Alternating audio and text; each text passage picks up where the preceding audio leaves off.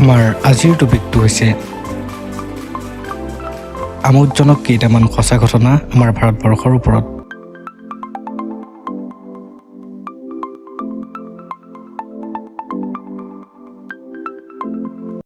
Hello' বন্ধুসকল, কি খবৰ? নমস্কাৰ গ্ৰহণ কৰিব। মই সুমন দাস।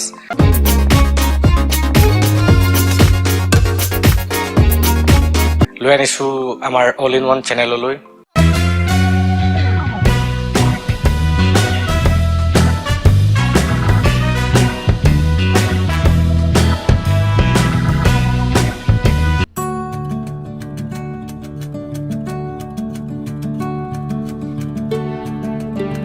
এক নম্বৰ, ভাৰতৰ ৰাষ্ট্ৰীয় কাবাডী দলটো প্ৰতিখন বিশ্বকাপত বিজয়ী।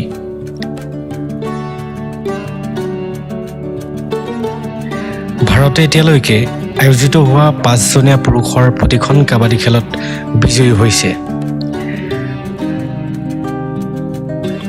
আনকি ভাৰতীয় মহিলা কাবাডী দলটোৱেও প্ৰতিখন বিশ্বকাপতে বিজয় সাব্যস্ত কৰিবলৈ সক্ষম হৈছে।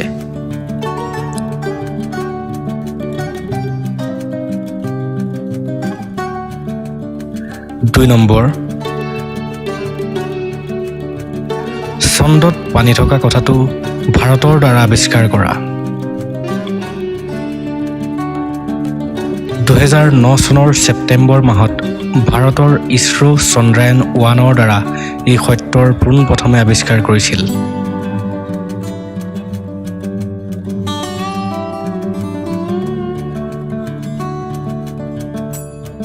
3 নম্বৰ, ছুইজাৰলেণ্ডত অনুষ্ঠিত হোৱা বিজ্ঞান দিৱস অনুষ্ঠানটো পূৰ্ব ভাৰতীয় ৰাষ্ট্ৰপতি APJ আব্দুল কালামক সমৰ্পিত কৰা হৈছিল। ভাৰতৰ মিছাইল কাৰ্যক্ৰমৰ পিতা APJ আব্দুল কালাম যেতিয়া 2006 চনত ছুইজাৰলেণ্ডলৈ গৈছিল, তেওঁৰ আগমনত ছুইজাৰলেণ্ডে 26 মে দিনটো বিজ্ঞান দিৱস হিচাপে ঘোষণা কৰিছিল। 4 নম্বৰ, ভাৰতৰ প্ৰথম ৰাষ্ট্ৰপতিগৰাকীয়ে তেওঁৰ দৰমহাৰ 50% বেতন হিচাপে লৈছিল। যেতিয়া ডক্টৰ ৰাজেন্দ্ৰ প্ৰসাদ ভাৰতৰ ৰাষ্ট্ৰপতি হিচাপে নিযুক্তি হৈছিল, তেওঁ তেওঁৰ নিৰ্ধাৰিত বেতনৰ কেৱল 50%হে লৈছিল আৰু তেওঁ মন্তব্য কৰিছিল যে তেওঁক ইয়াতকৈ বেছি টকাৰ প্ৰয়োজন নাই।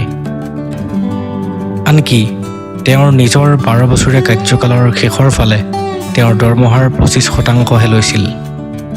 সেই সময়ত ৰাষ্ট্ৰপতিৰ দৰমহা আছিল 10,000 টকা।